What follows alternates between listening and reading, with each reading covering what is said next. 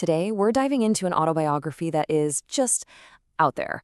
It claims to lift the veil on a world almost completely cut off from the West, the incredible life of a Tibetan Lama named Lobsang Rampa.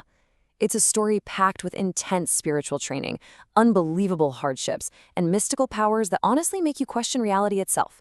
Is it a true account of a hidden world, or just an amazing piece of fiction? Well, let's get into it. You know, the author himself basically throws down a challenge right at the beginning.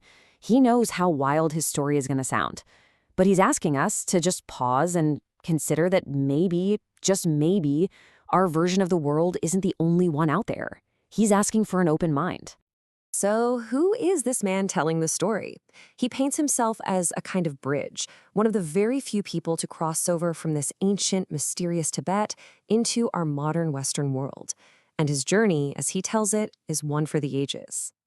Okay, so according to him, he's a high-ranking Tibetan Lama from a powerful family, but his path to writing this book was anything but easy.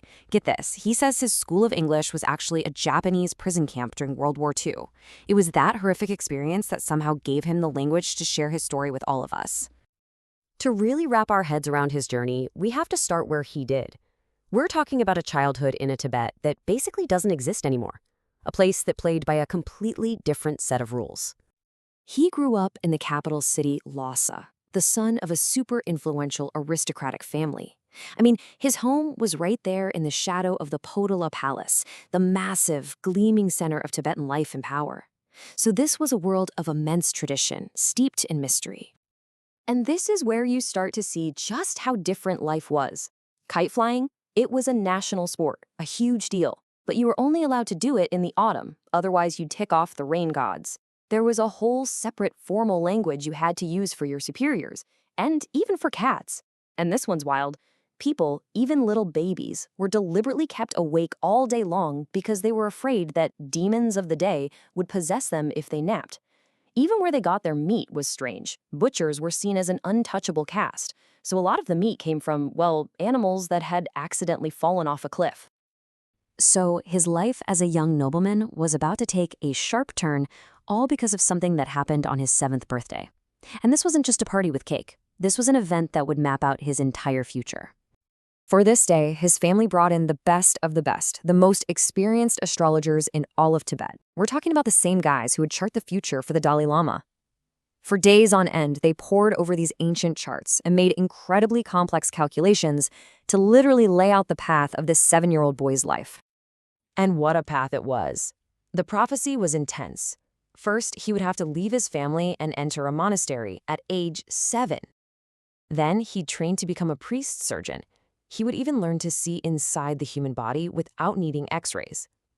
But it wasn't all good news. They also saw that he would suffer immense hardships, and that eventually he would leave Tibet entirely and travel the world. His destiny was set in stone. But here's the catch.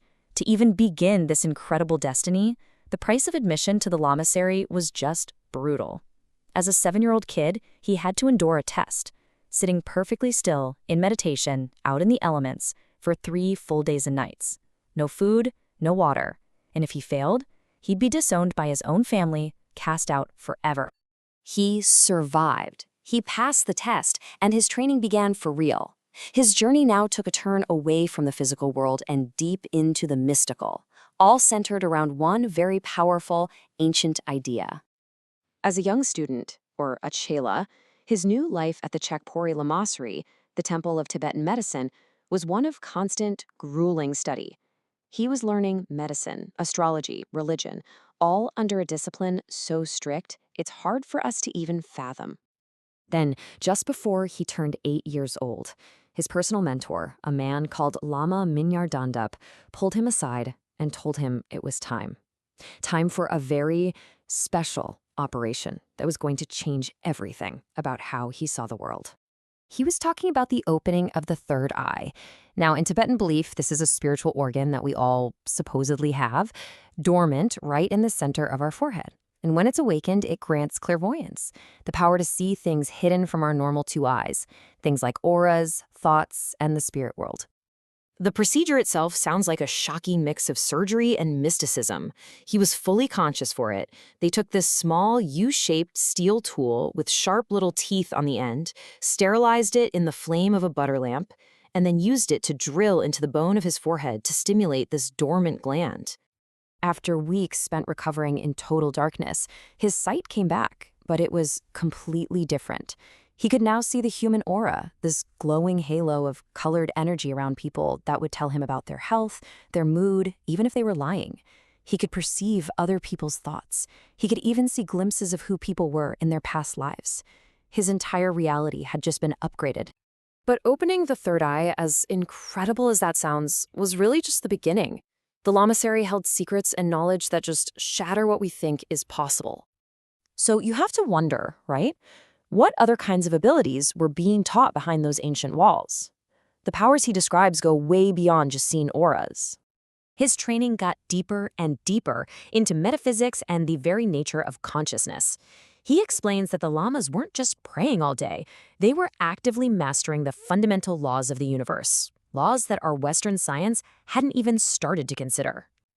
He talks about lamas who could practice astral travel, literally consciously leaving their physical bodies to go explore the world. He claims some of them could even levitate, just straight up defy gravity. And he even describes seeing ancient records of lamas making telepathic contact with beings in what they called chariots of the gods, who were supposedly watching over the earth. And these unbelievable experiences weren't just spiritual. On an expedition high in the mountains to gather special herbs, he claims he came face to face with a yeti. He doesn't describe it as a myth, but as a real, biological creature, giving this incredibly detailed description of it. And all of these wild, almost unbelievable things were just part of his education.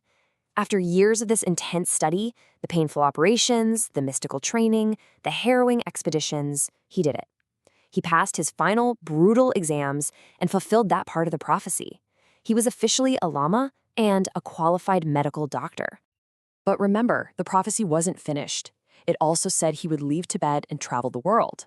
So that leaves us with a huge question. For a man trained in a world of auras, telepathy, and astral travel, what happens when he steps into our world? A world that demands scientific proof for everything and dismisses the rest as fantasy. What happens when those two realities finally collide?